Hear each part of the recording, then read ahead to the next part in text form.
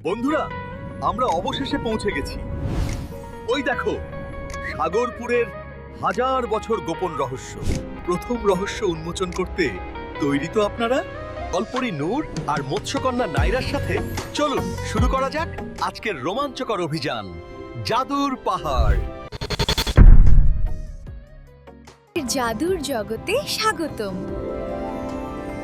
আমি নূর আর এ হলো নাইরা। সাগরপুরের প্রথম রহস্য, জাদুর পাহাড়, পর্ব 1।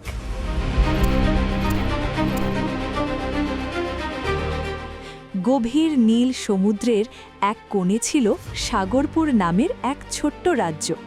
সেখানেই থাকত ছোট্ট মৎস্যকন্যা নাইরা, যার লালচে ঝলমলে চুল আর রংধনুর মতো ঝিলমিল করা লেজ। তার মাথায় বাঁধা থাকত উজ্জ্বল এক টুকরো মুক্ত, যা নাকি একটু একটু করে আলোক ছটা ছড়াত। একদিন নরম সাগরের বালুকা বেলার পথে হাঁটতে হাঁটতে নাইরার দেখা হলো নূরের সাথে। নূর ছিল এক চঞ্চল হাসিখুশি জলপরি মেয়ে। তার লেজ ছিল মিঠে আকাশি রঙের, আর চুলে ঝুলত ঝিনুকের মালা। দুই বন্ধু যখন প্রথম হাত ধরাধরি করে হাসতে হাসতে সাঁতার কাটছিল, তখন হঠাৎ একটা গোলমেলে আওয়াজ শুনতে পেল, খর খর।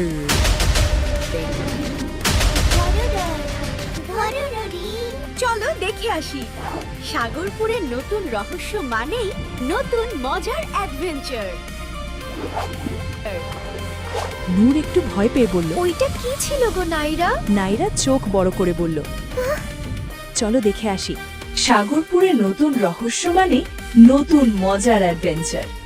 তারপর তারা দুজন হেঁটে গেল একটা উঁচু প্রবাল দেওয়ালের দিকে। ওদিকে ঝিনুকের আড়াল থেকে কে যেন উঁকি দিচ্ছিল। কি ছিল সেটা? বন্ধুত্ব নাকি বিপদ?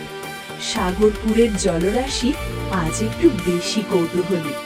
নাইরা আর নূরের প্রথম অভিযান শুরু হলো, কিন্তু তাদের জন্য কি অপেক্ষা করছে তা জানতে হলে দেখতে হবে পরের পর্ব।